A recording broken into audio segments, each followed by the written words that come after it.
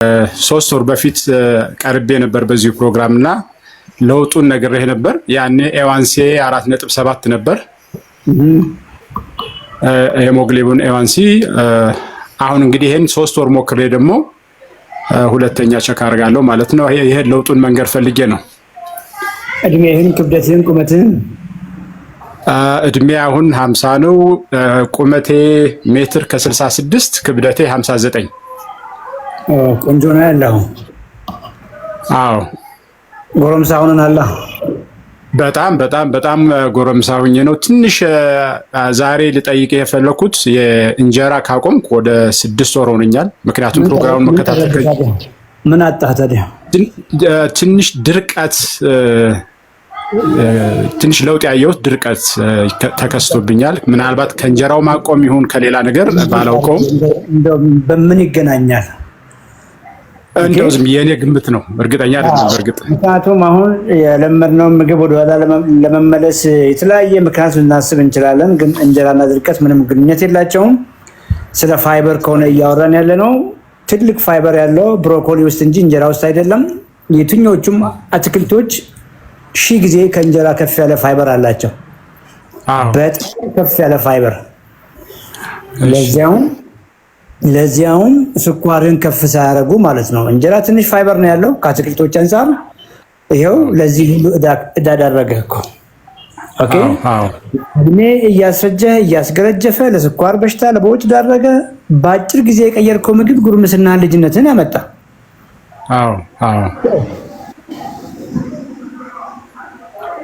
እየገባህ ነው? አዎ እየገባኝ ነው። እንደውም ከአሁን በፊት ነግሬህ ነበር። ለ12 ዓመት ነው መድኃኒት የወሰድኩት። ከ12 ዓመት በኋላ ነው ይህን አይነት የሚገርም ለውጥ ያመጣሁት። የለውጡን ምክንያት በቃ ያንተ ፕሮግራም ነው። ያውም በአካል ሳልገኝ በስልክ ብቻ በመከታተል እና ከ12 ዓመት በኋላ ነው እንግዲህ የመጀመሪያው ሳምንቴ ነው አሁን መድኃኒት ካቆምኩ። ምን ላይ ነበርክ መድኃኒት? መጀመሪያ ስጀምር ሜትፎርሚን ነበር 850 ጧትና ከሰዓት ማታ። ከዛ በኋላ ዳዮኔል እጠቀም ነበር። እንግዲህ ይሄ ከዛ በኋላ አሁን ወደ ሜትፎርሚን እንደገና ተመለሼ ዳዮኔልን ትቼ ሜትፎርሚን ላይ ነበርኩ። ይሄን እንግዲህ ለ12 ዓመት የወሰድኩት መድኃኒት ነው። በእንጀራ ዘመን ስኳር ስንት ይሆን ነበር? ብዙ ነው። ምናልባት የመጀመሪያው ውጤቴ የነበረው ወደ 380 ነበር። ሄሞግሎቢን ኤዋንሲ ምናልባት ወደ 10.5 አካባቢ ይመስለኛል። ወፍራምም ነበርኩ። 83 ኪሎ ነበርኩ እንግዲህ በሜትር ከ60 አቋም ላይ። ያ ሁሉ ሲሆን እንደው የስኳር መድኃኒት ጀመርክ ዘመን ላይ ይሄ ነገር ከምግብ የመጣ ነው፣ የምግብ ችግር ነው የሚል እንደው እሳቤ አእምሮ ላይ ነበር? አልነበረም። እንደውም የመጀመሪያ ሕክምናዬን ሳደርግ ጉበት ላይ የስብ ክምችት አለ ብሎ በወቅቱ ያየኝ ባለሙያ ነግሮኛል። ግን ያነ ለዲያቤቲኩ እንደዳረገኝም አልነገረኝም ነበር። አሁን ግን በደንብ ገባህ አይደለ? ማንኛውም ሰው አሁን ይሄን ፕሮግራም መከታተል ከጀመርኩ ውፍረት የፋት ካለ ለጓደኞቼ፣ ለወዳጆቼ፣ ለሁሉም ቤት ለቤት ኦልሞስት እየሄድኩ ማለት እችላለሁ። ይሄን ምክር እመክራለሁ ከዚህ ፕሮግራም በኋላ ማለት ነው። ይሄ ነው ግንዛቤ ያጣ ነው እንግዲህ ገብቷል። ጉበት ፋት ካለ ኔክስት ስኳር። ነገሮችን እንደው እያደረኩ ያለሁት ቀለል እንዲል ማህበረሰባችን የሕክምናን ቋንቋ በቃ ጀስት እንደ ተራ ነገር ወስዶ አንደርስታንድ እንዲያደርግ ነው ለማድረግ እየሞከርኩ ያለሁት። እንግዲህ አስበው፣ ጉበት ላይ ፋት አለ የተባልክ ጊዜ ዛሬ በመናወራው ልክ ገብቶ ቢሆን በቃ ያን ነው የምለው። ያኔ ይሄ ነገር ተነግሮ ቢሆን ኖሮ ምናልባት ያኔውኑ ሪቨርስ ማድረግ ይችል ነበር እላለሁ አሁን ሳስበው። 101% እንደው እንደዚህ አይነት ፐርሰንት ካለ 101% እንበለው ይቻላል ነበርና እንደው 12 ዓመት ቀላል አይደለም ከስኳር ጋር መኖር። አሁን ስትረዳ ስኳር ያዘ 12 ዓመት ሳይሆን ከዛ በፊት ነው እንግዲህ ሳውራ ሰምታል። ለረጅም አሁን ያለ ግንዛቤ እንደዛ ነው። ምክንያቱም አንተ ብቻ አይደለም ብዙ ሰዎች እንደዚህ አይነት ግንዛቤ እንዳላቸው አውቃለሁና የታመምከው እንግዲህ ምናልባትም የዛሬ 20 ዓመት ጀምሮ ነው የመጀመሪያ በውርጭ መጣ ጊዜ ጀምሮ ጤነኛ ነበርክምና አንዳንዶች ሳውራ ሰምታል ገና በአንድ ዓመታቸው አይናቸው የጠፋባቸው ሰዎች አሉ ኩላሊታቸው ፌል ያደረገባቸው ሰዎች አሉ አንተ ላይ ጋይስ ደህና ነህ በጊዜ ነው ያስከው አዎ በጊዜ ነው በእርግጥ መድኃኒቱንም በስርዓት ተከታተል ነበር ኤክሰርሳይዝ አደረግ ነበር ከ3 ወር በፊት በነበረ ምርመራ ግን እነዚህን ሁሉ ቸክ አድርጌ ሁሉም ነገር ደህና ነው ተብዬ ተነግሬያለሁ yes ይሄን ፕሮግራም የሚሰሙ ሰዎች አሉ ዝናን ሰዎችን ያያየው ነውና እንደው የተስፋ ቃል ስጣቸው ይቻላል ብላቸው አሁንም እኮ የሆነ ነገር አዎ እንደው ሁሌም በእርግጥ እዚህ ባለውበት አካባቢ ላሊበላ ከተማ ነው የምኖረው ከዚህ ችግር ጋር ያሉ ሰዎችን እቤታቸው ትልቅ ሰዎችን እቤታቸው ሁሉ እየሄድኩ ነግራለሁ ያመጋገብ ስርዓታቸውን እንዲለውጡ በዚህ ፕሮግራም የሚከታተሉን ሰዎች የምነገረው ያመጋገብ ፕሮግራም ከተለወጠ ጤና እንዳይጓደል ማድረግ ይቻላል ሪቨርስ ማድረግ ይቻላል እንደገና ተጓዳኝ ችግሮቹንም በትክክል መቆጣጠር ይቻላል እኔ ደግሞ ለዚህ ትልቅ ምስክር ነኝ በጣም ጤነኛ ነኝ ኤክሰርሳይዝ አደርጋለሁ ከጓደኞቼ የተሻለ ቢያንስ በ10 አመት ዝቅ ብዬ ነው የምታየው ወጣት ሆኜ እና ይሄ ሁሉ በአመጋገብ ለውጥ የመጣ ነገር ነው ዋው ጎበዝ ይሄንን ነው የምለው እንግዲህ እኔ እንደውም የስኳር በሽታ የላይፍ ስታይል ችግር ነው የሚለውን ቃል አልወደውም የምግብ ችግር ነው በእኛ ሀገር ሴታፕ እኛ ማውራት የምንችለው ስለ አሜሪካኖቹ አይደለም እኛ ሀገር ሴታፕ ላይ ነምበር 1 የእንጀራ በወጥ ችግር ነው የእንጀራ በወጥ በከፍተኛ ዘይት ፎርሙላ አድርገን የበላነው ምግብ ዋጋ አስከፈለን ይሄንን ነው እኔም አሁን የተለያዩ ነገሮችን አሁን ኢንተርሚታንት ፋስቲንግ ጥሩ ነው ተብሎ እሱን ሞክሬያለሁ እርግጥ የተወሰነ ለውጥ ነበረው መድኃኒት ምናልባት አትክልት ሁሉም ሰው ይሄን ብትወስድ የተለያዩ ነገሮች ሞክሬ ያውቃለሁ ሆኖም ግን ይሄን ያመጋገብ ስርዓት ለውጥ ከጀመርኩ ጀምሮ በተለይ ገብስ እንጀራ አጃ እነዚህን 100% ነው ያቆምኩት ከፍራፍሬም ከአቮካዶ ውጭ ብዙዎቹን አልወስድም ያ ሲግኒፊካንት የሆነ ለውጥ ከእንግዲህ 10 ነጥብ ምናምን ከነበረ ሄሞግሎቢን A1C 4.7 ነው የወረደው ቤስት ነው ባይ ይሄ እንግዲህ ከ12 አመት በኋላና ሰው ይሄን አመጋገብ የስርዓት ቢከተል በትክክለኛ ለውጥ እንደሚያመጣ ነው በህይወት ያለው ምስክር ነኝ ነው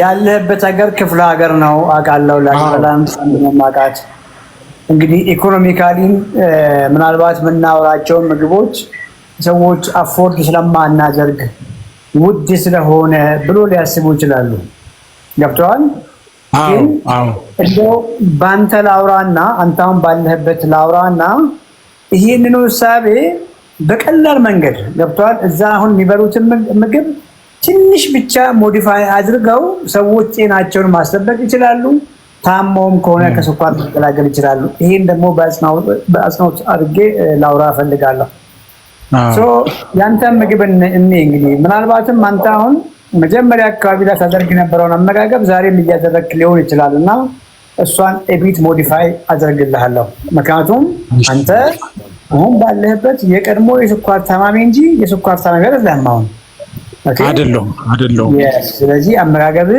አሁን ባለበት ደረጃ ነፃነት ያለው ከፍ ያሉ እጅግ ልትወዳቸው የምትችሉ ምግቦችን በነፃነት ኢንጆይ የምታደርግበት ስቴጅ ላይ ያለውና እስቲ ምግብን ምን በላ ትላንትና ዛሬ ምናልባት የበላውን በኋላ እናወራለን ትላንትና ታስታውሳለህ ቁርስ ምሳ እራት ትላንትና አሁን ምሳ ላይ የበላሁት ቦሎቄ ምስር እዚያ አካባቢ ያው አትክልት ያን ያክል ከተማ ላይ እንደሚገኘው አይገኝም ግን ቆስጣና ጥቅል ጎመን እነዚህን አድርጌ ነው የበላሁት እና ሰላጣ በቂ ቦሎቄ ነበር ያው ቦሎቄውም ከከተማ መጥቶ ነው እንጂ እዚህ አይገኝም ግን እዚህ ባቄላ ምስር እነዚህ በስፋት የሚገኙ ናቸው ብዙ ጊዜ የምወስደው እነዚህን ነው እርግጥ በፍስክ ጊዜ ሌላም ስጋዎች ምናምን እንጠቀማለን ጎበዝ ቆንጆ ነው እንግዲህ አሁን እንዳልኩ አንተ አሁን ባለበት ደረጃ እስካንተ ጋር ነው እያወራሁ ያለሁት። ድፍን እስከሆነ ድረስ ድፍን ቦሎቄ ይሆናል፣ ድፍን ምስር ይሆናል፣ ድፍን ባቄላ ይሆናል፣ አተር ይሆናል፣ አኩሪ አተር ይሆናል። ሲሚላር ናቸው። ከአንዱ አንዱን ለመቀላቀል አትሞክር። እያለ ድፍን ምስር አስፈላጊ አይደለም ነው እያልኩ ያለሁት። ምስሩን ከፍ አድርገህ መብላት ትችላለህ። ግን ምንድነው የምታደርገው? አንድ ምስሉን ስታዘጋጅ ዘይት፣ ቅቤ እንደዚህ የምታደርግ ከሆነ ወደኋላ ይወስዳል፣ ያበላሽብሃል። የተቀቀለ ሆኖ በተለያየ መልክ ማጣፈጥ ይቻላል። በተለያዩ ቅመማ ቅመሞች ማጣፈጥ ይቻላል እና ውስጡ ፋት እንዳይኖረው፣ ዘይት፣ ቅቤ እንዳይኖረው ጥንቃቄ ማድረግ ይጠይቃል። የመጀመሪያ ቁልፍ ነገር ይችላል። ሁለተኛ ቁልፍ ነገር እዚህ ምግብ ላይ ጾመኛ ከሆንክ እንቁላል ስለማትበላ፣ አሳ ስለማትበላ ወይም ደግሞ አይብና እርጎ ስለማትጠቀም፣ ስጋ ስለማትበላ የፕሮቲን ሶርስ ያስፈልጋል ከፕላንት የሚገኝ። እቺ ቁልፏ ናት። ስለዚህ ምን እያልኩ ነው? ምስር፣ ባቄላ፣ አተር ልክ እንደ ጎመን ነው። እንደ አትክልት አድርጋ አስባቸው። እነሱ ልክ በላቸው ነበረ። ስጋህን ግን የሚተኩ ምግቦች አይደሉም። እነ ድፍን ምስር፣ እነ ባቄላ እና አተር ደካማ ናቸው ነው ፕሮቲን ዋይዝ። ብዙ ጊዜ ስላወራሁበት ነው በዚህ ጉዳይ እና ከጎን ቶፉ ነበረ። ቶፉ አንተ አታገኝም እዛ። ቶፉ አይገኝም። ቴስቲ ሶያን በቀላሉ ማግኘት ትችላለህ። እሱ ይገኛል ነው ቴስቲ ሶያ፣ ሶሲ ሶያ። ትናንት ነው ፎቶ ሳነሳ ነበር አንድ ሱፐርማርኬት ገብቼ። ሶሲ ሶያን ሻል ያለ ፕሮቲን አለው። ምን እያልኩ ነው? አኩሪ አተር ነበረ። ከአኩሪ አተሩ ውስጥ ካርቦሃይድሬቱን አወጡና ፕሮቲኑን ብቻ አስቀሩት። ገብቷል አይደል? አንድ ቦታ ላይ ጭቅ ያለ ነው ማለት ነው። እና ቴስቲ ሶያን ዋና ምግብህ ለማድረግ ሞክር፣ ወይ ሶሲ ሶያን በተለያየ መንገድ ዘይት ሳይበዛ ለማብሰል ሞክር። ከጎን ግን ድፍን ምስር ብታደርግ፣ ከጎን ባቄላ ተቀቅለ ብታደርግ ቤስት ይሆናል ማለት ነው። ፍራፍሬ መጨመር ትችላለህ። እናንተ ሀገር የሚገኘው ፍራፍሬ ሙዝ ከሆነ አንድ ሙዝ ብትጨምር ችግር የለውም። ሙዝ ይገኛል፣ ብርቱካን ይገኛል፣ አቮካዶ፣ ማንጎ መጨመር ትችላለህ። አንተ ፍራፍሬ መጨመር ትችላለህ። ሌላው እናንተ ሀገር ሊገኝ የሚችለው ድንች ነው። ድንች መጨመር ትችላለህ። የተቀቀለ ድንች ወይ ስኳር ድንች መጨመር ትችላለህ። እሺ። ካሮት መጨመር ትችላለህ። አሁን እነዚህን ሁሉ አልወስድም ነበር። ቀይ ስር፣ ካሮት፣ ይሄ ከአቮካዶ ውጭ ያሉትን ፍራፍሬዎች ያው ጣፋጭነት ስላላቸው ለባለፉት 4-5 ወራት አልወሰድኩም። እንግዲህ አሁን አፍ ላይ ጣፍጣሉ እንጂ ስኳር አይደለም። ለፍራል ብዙ ፓርታቸው አሁን ብርቱካንን ብታስብ ብድግ ስታር ክብደት አለው። ያ ሁሉ ክብደት ስኳር አይደለም፣ ውሃ ነው። ካሎሪ ዋይስ ስናወራ በጣም አነስተኛ ካሎሪ ወይም ደግሞ ካሎሪ የሚለውን ቃል እውነት ለመናገር አልወድም። ብዙ አፋችን ላይ የሚጣፍጡት ናቸው፣ ስኳራማ አይደሉም ማለት ነው። እንግዲህ አስበው አሁን ፐርሰናሊ አሁን ከአንተ ጋር እያወራ ያለሁት አሁን እችም ብቻ ሰዎች ቀንጨብ አድርገው ወስደው አሁን ገና ስኳሩን ያልተገላገለ ሰው ድንች የሚበላ ከሆነ ፍራፍሬ የሚበላ ከሆነ ትንሽ ከባድ ነው የሚሆነው እና ስለአንተ ነው እያወራ ያለሁት። እንግዲህ ነፃነቶችን አየህ አይደለ? ብዙ ነፃነት አገኘ። አሁን በጣም ፍራፍሬዎችን አገኘ፣ ድንችን አገኘ፣ ስኳር ድንችን አገኘ፣ ካሮትን አገኘ፣ ቀይ ስርን አገኘ። ኢቭን ሩዝ መሞከር ትችላለህ። እናንተ ጋር አሁን ቡኒ ሩዝ የለም፣ ብራውን ራይስ የለም፣ ቡኒ ሩዝ የለም፣ ነጭ ነው ያለው። ነጩም ቢሆን 100 ግራም ያልዘለለ ትችላለህ። ትንሽ ነው ልዩነታቸው። የሚገርም ነገር ገብተዋል። ሳይበዛ 100 ግራም ያክል ሩዝ ቅድም ካልኩ ከቶፉ አልኩ ከቴስቲ ሶያ ጎን 100 ግራም ሩዝ ማለት ትችላለህ። አሁን በደንብ እየገባ ነው።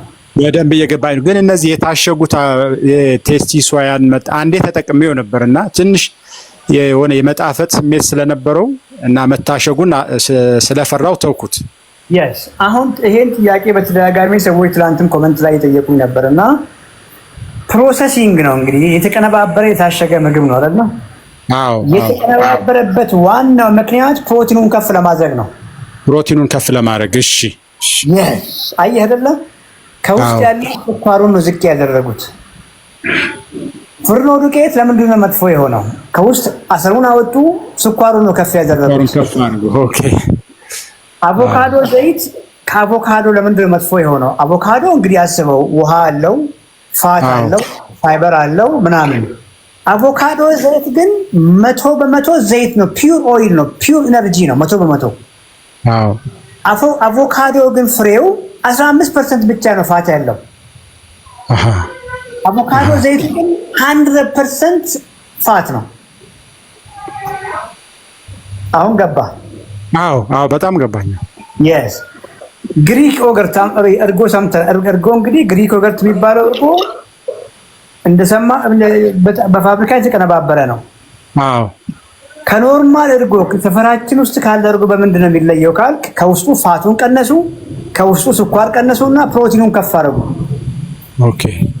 ስለዚህ ከኖርማል እርጎ ቤት ውስጥ ካለው እርጎ በፋብሪካ የተቀነባበረ ነው፣ ግን የተሻለ ነው ማለት ነው። የተሻለ ነው። የስ ቶፉ የተቀነባበረ ነው። ከአኩሪ አተር ውስጥ ቅድም እንዳልኩ ካርቦሃይድሬቱን ቀነሱ፣ ፕሮቲኑን ከፍ አደረጉ። ስለዚህ ኢንቴንሽኑ ምንድነው ነው? ፕሮሰስ የተደረገበት ኢንቴንሽን ሶያም ኢነርጂውን ነው ቀነሱት። አንተን እኮ ለዲያቤቲስ እኮ የዳረገ ኢነርጂ ነው። ምንድነው ኢነርጂ? ከፍተኛ ዘይት ወጥ ውስጥ፣ ከፍተኛ ካርቦሃይድሬት እንጀራ ውስጥ ወይ ዳቦ ውስጥ የነበረ ነው ለዚህ ሁሉ ይዳረገ። አሁን ግን ሻል ያለ ፕሮቲን፣ ከፍ ያለ ፕሮቲን አንተን ጥግን የሚያደርግ ለጡንቻ ምግብ የሆነ፣ ለአጥንት ምግብ የሆነ፣ ለቆዳ ምግብ የሆነ፣ ልጅነትን የሚመልስ ከምን ጋር ከጎን ዝቅተኛ ካርቦሃይድሬት ካላቸው ምግቦች ጋር፣ ከአትክልቶች ጋር፣ ከፍራፍሬዎች ጋር፣ ከድፍን ምስር ጋር፣ ከባቄላ ጋር፣ ከአተር ጋር፣ አሁን ድንች ጋር፣ ከስኳር ድንች ጋር። አሁን ድንች ሲባል አንተ አሁን 100% ይሄ ድንችማ እያልክ ነው። ድንች ለሁሉ ክብደት በጣም ትልቁን ክብደት የያዘው ውሃ ነው። ትንሽ ስታርች ያለ ቺፕስ ጋር ብትሄድ ግን ከድንች ነው የወጣው። ቺፕስ ግን ከፍተኛ የኤነርጂ ቦምብ ነው። አየህ ከውስጡ የሚጠበሰው በዘይት ዘይቱ ብቻ አይደለም። ልክ ነህ፣ ዘይት ነው። ልክ ነህ። ጨው አድርገውበታል። በደንብ ብላ ይላል እሱ። በትንሽ ቦታ ከፍተኛ የሆነ ኤነርጂ ነው ኮንሰንትሬት የተደረገው። ተጨምቆ ከውስጡ ውሃ ተደፍቷል። ገብቷል። ጥግብ አደረግህም። አሁን ሶስት ብትበላ ከሁለት በላይ እኮ አትበላም። ቺፕስስ ጠዋት ጀምር ነገ ድረስ ትበላለህ። ገብቷል። የኢነርጂ ጭማቂ በውስጡ ውሃውን ደፍተውት እዛች ቦታ ላይ ስታርች ነው ኮንሰንትሬት የተደረገው። ኮንሰንትሬት ያደርገው። የስ ዳስ ዋይ ለዛ ነው መጥፎ የሆነው። ፍራፍሬ ቆንጆ ነው፣ ጁስ ግን መጥፎ ነው። ጁስ መጥፎ ነው። ጁሱ ስኳሩ ብቻ ጭምቅ ተደርጎ ይጠጣ ያለው። አሰሩ ወጥቷል፣ ስኳሩ ግን እዛው ቀርቷል። የስ አሰሩ ወጥቷል፣ ፐልፕ ወጥቷል። ጥግብ አያደርግም። ፍራፍሬ 2-3 ብርቱካን በላይ እኮ አትበላም። ጁስስ ሙሉ ቀን መጠጣት ትችላለህ፣ ለዛውም በፍጥነት ሰውነት ሳይዘጋጅ። ፍራፍሬ እያላመጥከው ሆድን ጥግብ ያደርጋል። እንዳልኩ ከፍተኛ ውሃ አለው። ያኛው ግን ጭማቂው ኮንሰንትሬትድ የሆነ አንድ ቦታ የተቀመጠ ከፍተኛ ስኳር ነው። ይህን ግንዛቤ ነው መያዝ ያለብህ እና at the same time ይሄ የቀየርከው አመጋገብ ስኳርን እስክትቀለብስ አይደለም፣ ቀሪ ዘመንን ነው። ፐርማነንት ላይፍ ስታይል ነው። በፊት እኮ የሞከርካቸው ስለማያዛልቁ እኮ ስታቋርጥ አያዛልቀንም። ይሄኛውን ግን ቀሪ ዘመንህን እንጆይ እያደረግ ጠግበህ እየበላ ማስቀጠል መቻል አለብህና ኤክሰርሳይዝ ወጣት የሆንክ ጠንካራ ወጣት በጣም ምን እያልክ ኤጅ ራሱ ሪቨርስ ማድረግ የሚቻል ነው የሚመስለኝ። ማዘግየት ሪቨርሳል እኮ ይሄ ነው ታዲያ። እድሜ መቀልበስ እኮ ማለት ምንድን ነው? በፊት እኮ ያየው ማግሌ አሁን ግን የሚያይ ሰው ሁሉ ወጣት ሆንክ ካለ ዛት እኮ ባዮሎጂካሊም ወደኋላ እየሄድክ ነው ማለት ነው። በደንብ እየገባ ነው። በጣም ነው የምከታተለው ፕሮግራሙንም በጣም እየገባኝም ነው። እንደው እግዚአብሔር ይስጥልኝ። እንግዲህ የላሊበላን ሕዝብ አደራ ሰጥተናል። በጣም ኃላፊነትን እየተወጣሁ ነው ብዬ አምናለሁ። የዞርክ ሰዎችን አገኛለሁ። ቤት ለቤት ግን መውጣት ያልቻሉ ሰዎችን ቤታቸው ሂጄ በማናገር የኔን ለውጥ እየተናገርኩ ፕሮግራሙን እንዲከታተሉ እያደረኩ ለውጥ ያመጡ ሰዎችም አሉ። ነው ሪቨርስ እንኳን ባያደርጉ መቆጣጠር የቻሉ ተጓዳኝ ችግሮች እንዳይመጡባቸው እየጣሩ እና ለውጥ የሚያመጡ ሰዎች አሉ። ይሄን በትክክል እሰራለሁ። አንድ ነገር ልጨምርልህና ለምሳሌ ምንም አቅም ያሌላቸው ሰዎች እንቁላል መግዛት የማይችሉ አይብ መግዛት የማይችሉ ስጋ አሳን ማያስቡ ሰዎች ቢገጥሙ አሁን ያልኩን ትሪክ ተጠቀም። ኦኬ 4 ነገር ልጻፍልህ። አዎ እሺ። ቅድም ያልኩን ቢንስ ወይም ደግሞ ጥራጥሬዎች በተለምዶ የምንላቸው ምስር፣ ባቄላ፣ አተር፣ ቢንስ ብለህ ያዝ አንተ የባቄላ ዘሮች። እሺ። ቬጂቴብልስ አዎ። ፍሩት እንዴት ፍራፍሬ ያልከኝ ነው ይገባኛል። ሌላ ጊዜ በውስጥ አወራለሁ። ፍራፍሬ እሺ። ሆል ግሬንስ እንግዲህ አሁን አንተ ጋር ማግኘት የምችለው እንግዲህ አሁን ሊስቶቹን አሁን ብጽፍልህ አሁን ሆል ግሬን ገብስም ሆል ግሬን ነው። ንፍሮ ሆል ነው ያልተፈጨ ማለት ነው። ሰሩ ያልወጣለት ቆሎ ወይንም ንፍሮ ሆኖ ስንዴ ገብስም ሆል ግሬን ነው የሚባሉት። ገብስና ስንዴ በቀላሉ እኛ ማህበረሰብ ውስጥ የሚገኙ ሆኖ ሳለ ከፍተኛ ስኳር አላቸው። እንኳንና ተፈይቶ ዳቦ ሆኖ ይቅርና ተቀቅሎ እንኳን ከፍተኛ ስኳር አላቸው ነው እያልኩ ያለው። አዎ። ስለዚህ የኛ ማህበረሰብ ማግኘት የምንችላቸው ብራውን ራይስ እንግዲህ እንዴት ይገኛል ሌላ ጊዜ እናወራለን። ብራውን ራይስ ብለህ ያዝ። እሺ። አጃ፣ ኦትስ፣ ስቲል ከት ኦትስ። አዎ። እንግዲህ እንዴት እንደሚሆን መገመት ያስቸግረኛል። ስቲል ከት ኦትስ ወይ በውስጥ እናወራለን። ግን የአጃ ዘር ነው። እዚህ አካባቢ ላይ ያገኝ ይችላል። አጃ ይገኛል። ኖርማል አጃ አይደለም ይሄኛው። ስቲል ከት ኦትስ ሌላ የአጃ ዘር ነው። ያኛው በቆርቆሮ ታሽጎ የሚሸጠው ፕሮሰስድ ነው። ከፍተኛ ስኳር አለው።